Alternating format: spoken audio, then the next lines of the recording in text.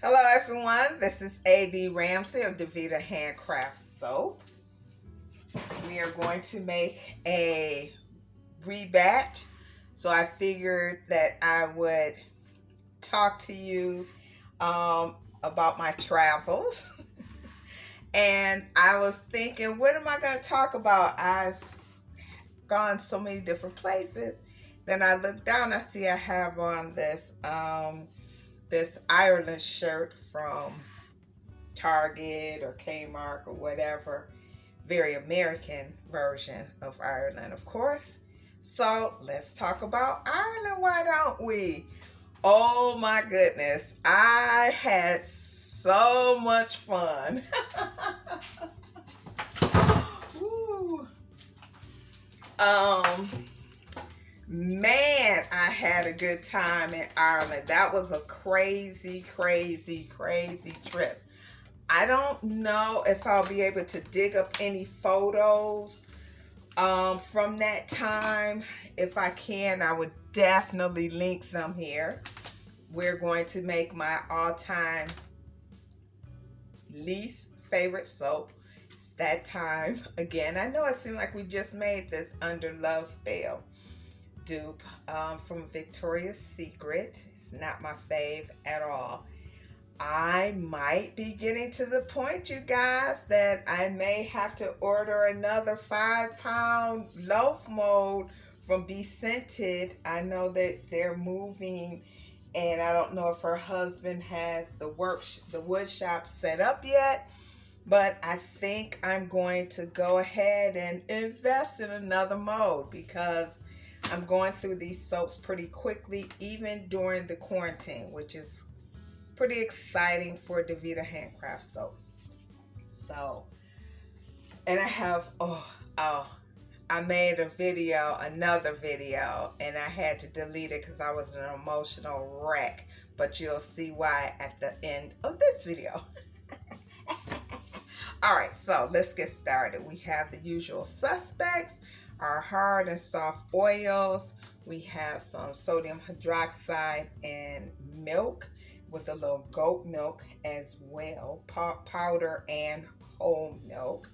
We're going to be using a little bit of neon red, and we're going to use a little Caribbean blue and a little bit of natural gray and a little bit of titanium dioxide.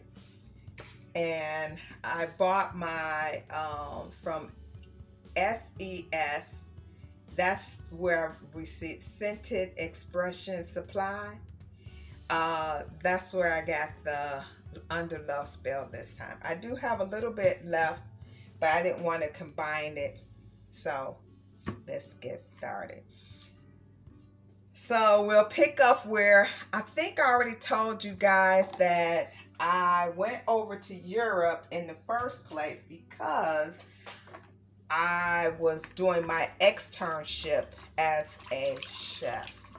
I was working at the hospital, and I took a 2-year educational leave to do my externship and my internship so that I would be certified and get on the board of chefs. It's bougie, whatever, but it was something I wanted to do. Being a woman of color, being a woman, period, and not being a pastry chef, but a line cook, it was definitely an uphill battle.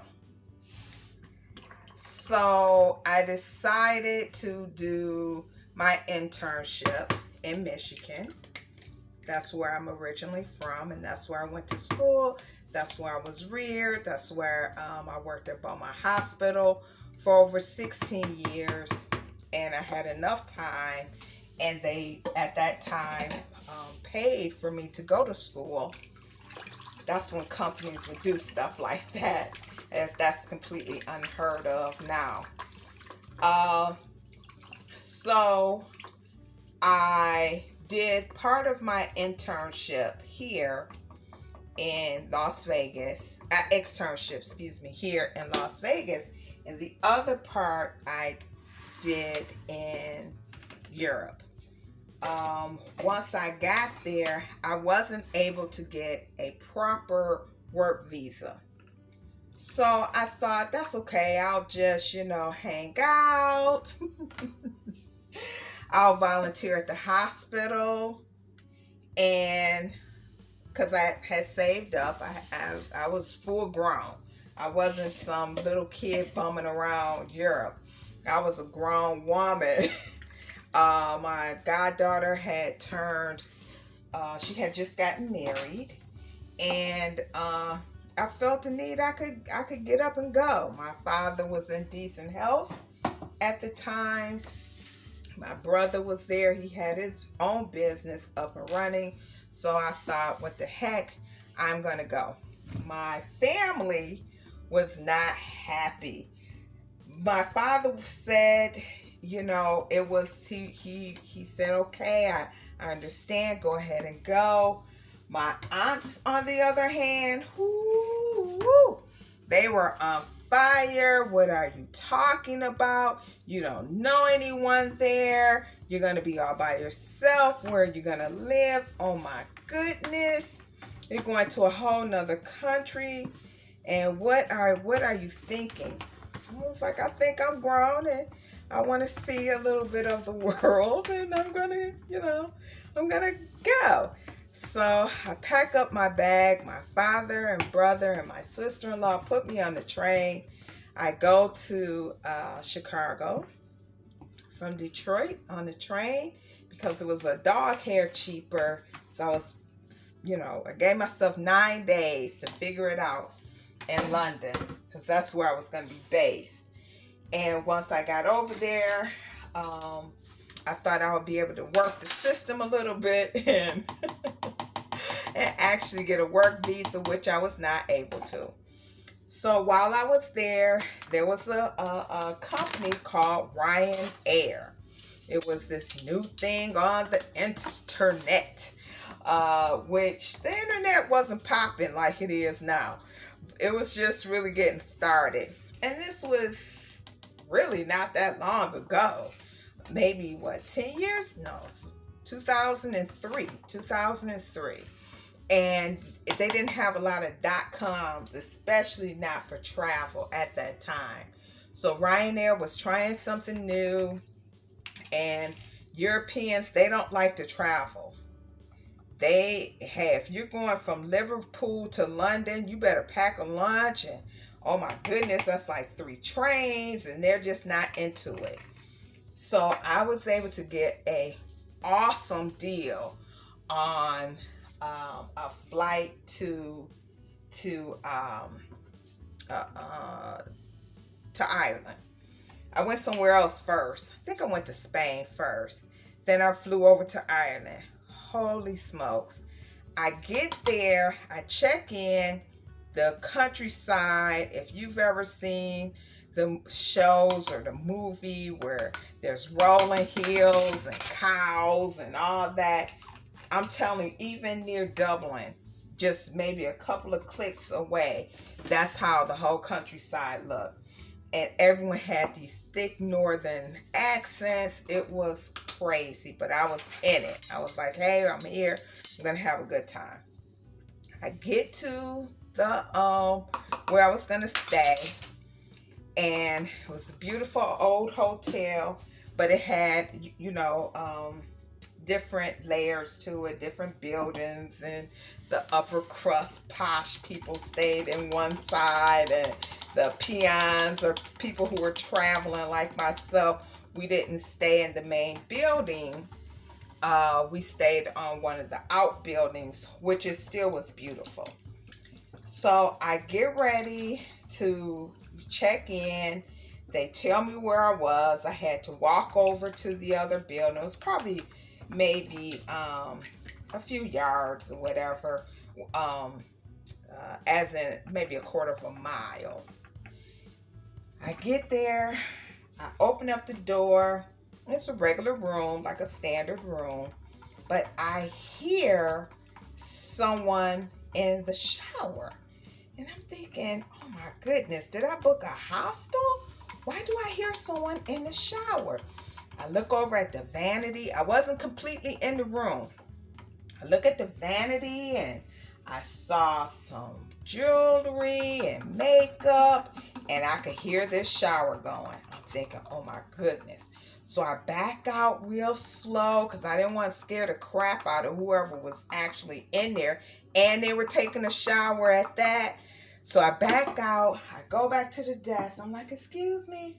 I went and I opened up that door and there was someone in there. I don't know. Maybe I had the wrong key or something. I'm gonna add a little bit of active charcoal. So I said, well, maybe I have the wrong key, but there's someone in that room. That was extra nice because, you know, being a person of color, you know, I didn't want to be the stereotypical black woman, especially the angry American black woman. So you got to put on the little airs. Oh my gosh, I don't know what happened. Child, you should have seen the look on the clerk's face. She scrambled around, and I think they speak Celtic. I'm not sure the language that the people in the north speak. She got the running around. Oh my gosh, oh my gosh. She got the manager or the innkeeper, whatever they're called over there. And said, oh, we are so sorry. Oh my gosh, you know, we're going to fix it. We're going to fix it. And I was like, okay, you know, I'm on vacation. You don't have to rush around for me. They gave me the key. They said, here, you're going to be over here on this side and on this part of the property. Okay. I get my bags. I'm going up to this elevator, and I open the door, and it's like a little hallway. And I was like, oh, this is going to be a really small room because it was just a really small breezeway. That was the actual hallway that led to the suite. They had upgraded me to a suite. I opened it up, and when I tell you, this was a 3-room just for myself. It was beautiful. It had a living room. It had 5 bedrooms in there. The bathroom was as big, no exaggeration, as the whole downstairs of my house right now. It had a shower, and it was like all old fashioned. So it was like a mini castle, and it was just me. And it had these big, huge picture windows. And all I could think of was, I want my cousins here because we would have such a big party. We would have a party. We would get so thrown out. That's another story for another day. But, oh, man, it was wonderful. It was beautiful. So I get up to the room and I'm thinking, oh, should I tell them I don't want it? Heck, no. I enjoyed it. I had so much fun. So I went back downstairs. I went to the little bar area because they have proper tea at this hotel. And me coming from Michigan, proper tea time for them, that's supper for us. We're eating dinner at 5 o'clock. We're not having tea. But tea for them was like a little dinner, like was dinner, supper.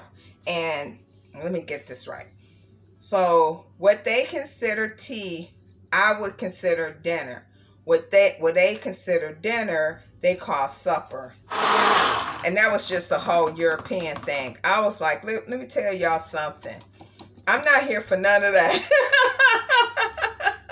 I'm hungry, I'm ready to eat, and I would eat just a regular meal. And I'm not getting ready to eat it on 8, 9 o'clock at night. Are you kidding me? No, ma'am. But that was their thing.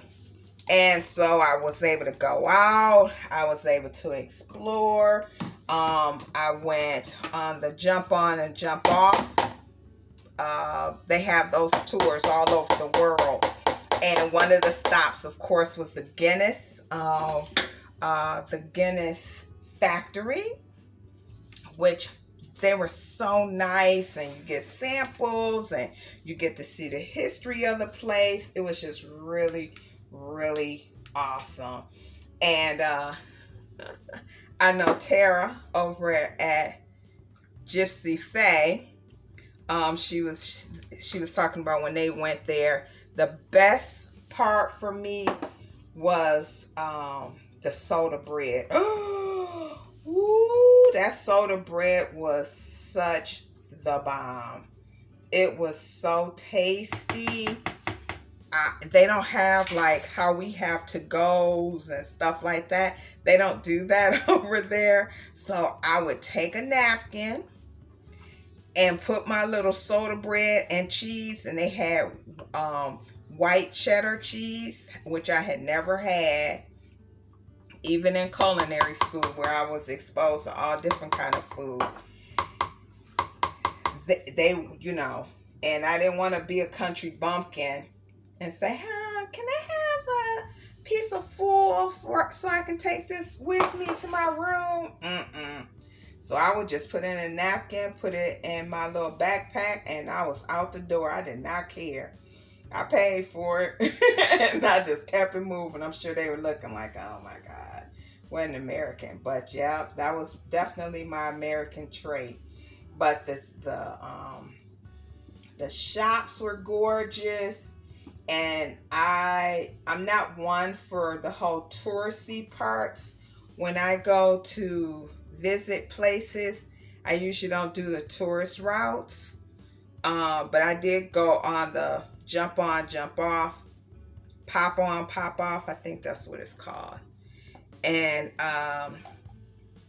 just so I could see, and I did go on the tour for the Guinness beer, which is definitely an acquired taste. Ooh, that beer is thick and not my tea, but it is thick. And the way they pour it there and the way I've seen it poured here is completely different. They don't pour it the same. I think there's a reason for that. They call it a proper pour, and here we don't really do a proper pour. Oh shoot. But the only thing that's horrible, I used to travel with a pillow that I would sleep with, it came from my grandmother's house. So whenever I would go over to my grandmother's house, which was all the time, I would sleep with the same pillow. When my aunt passed, no, before that, when my grandmother passed, my aunt gave me that pillow, and I left it at that fancy hotel, and I wasn't able to get it back. So I lost my pillow, and I was in a store trying something on, and one of my bracelets got snagged on a sweater, a jumper, as they say, and I lost that also. So I did lose a couple of things, but I wasn't so attached that it ruined my trip, and it was crazy. Coming from Detroit is known for a lot of things. We have a bad reputation, and some of it is rightfully so. It's a lot of stuff we're just not going to put up with that the rest of the country or rest of the world that they do. You're not going to see that in Detroit. Like graffiti and stuff like that. Messing over folks' property. Woo. When I went to London, the gang presence, and even out here on the West Coast, the gangs are really present out here. The only times we would see the gangs would be in Chicago. And when I first got to London, London reminded me so much of Chicago as far as the architecture, the way it was set up, how the houses were. It just really, I thought that it would remind me more of New York, but it reminded me so much of Chicago, because Chicago used to have gangs, and London, they have gangs. But when Chicago's gangs were in charge of things, the violence, it was different. And I'm sure when Al Capone and his crew, when they were in charge of Chicago, the violence was just different. You didn't see women getting their heads knocked in like you do now. You didn't see kids being picked on going to school back and forth because they were going to school. The gangs didn't allow that. Capri Green was notorious in Chicago. Notorious. They were very violent. They controlled the south side of Chicago, and they ran a lot of the drug trade. Now, I don't know the name of their gangs. Like out here, the gangs are on the West Coast.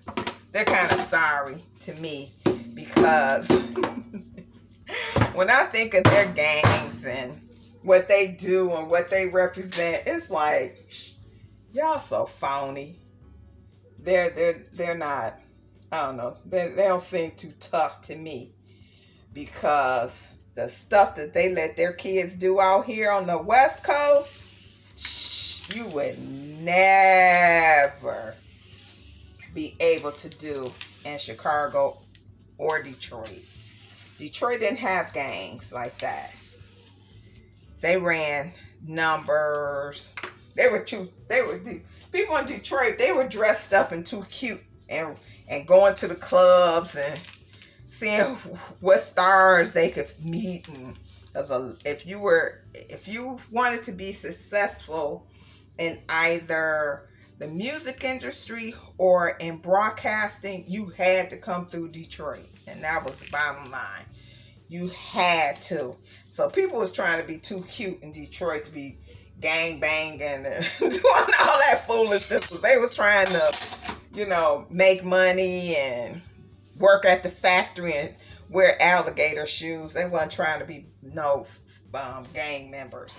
And it was a difference. You think your grandmother is getting ready to let you go run the streets all hours of the day and night, painting on people's house and graffiti and acting a fool? Oh no. Wasn't happening. That was just not the thing. Out here, oh, my mom doesn't have satellite TV and I don't have a new iPhone, so I joined the gang. They like that. Nah, back then, you get what you get and you shut the hell up and keep it moving.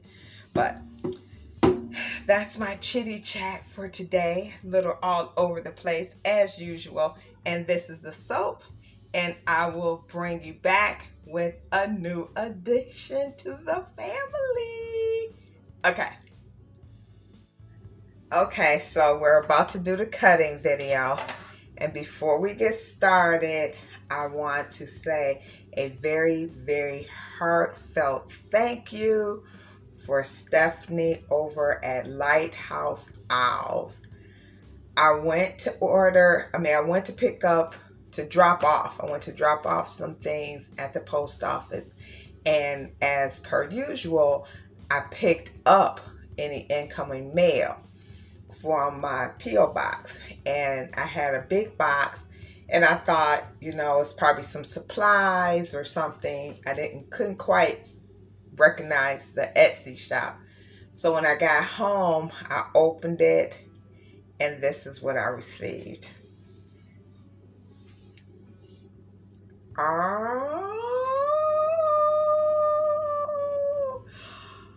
When I tell y'all, I was beside myself.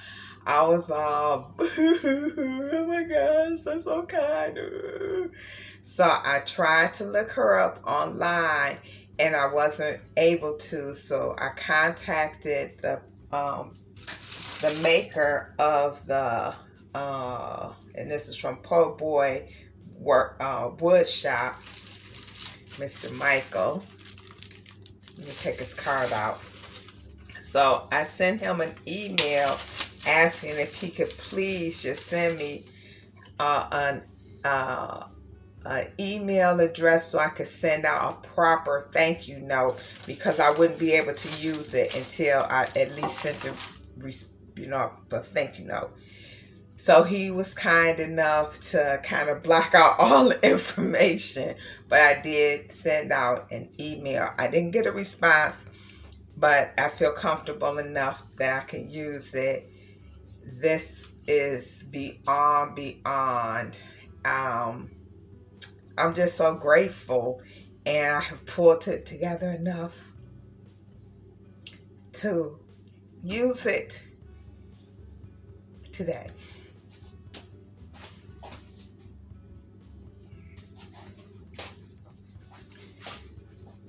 So here's the soap. It definitely has a Christmas vibe to it. Very unintentional. Oh, I'm going to have to set this up differently. Oh, I don't know what I'm doing. Let's see. How do I do this? Like this? And like this, I think. I don't know. Where's my little scale? Okay.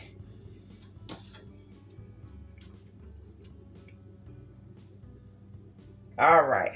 Let's give it a slice. Like butter. Am I doing this right?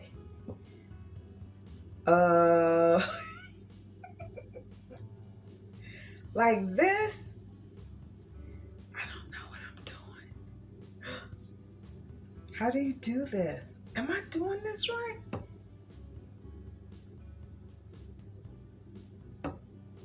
Oh, I don't think that's right. User error. Oh man, this is awful. So this is what the soap looks like. Very Christmas. Which is definitely not what I was going for. I wanted it to kind of look like it used to. I wonder why it looks like that. I didn't swirl it around enough. And this, I don't think I'm doing this right either. That's okay, I'll figure it out. But how wonderful is this? Very much so. So I'm gonna take some time and figure this out. Thank you for joining me and listening to my rant and raves. And what am I doing wrong? I think you're supposed to slide this back. I don't know. I'll figure it out. Or maybe it goes the other way. See, this part right here isn't going all the way down.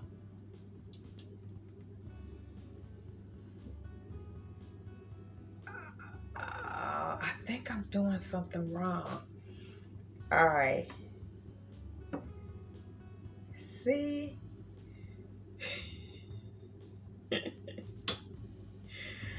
Oh, brother. Okay, everyone. Go have a good day. And I will figure this out. Promise.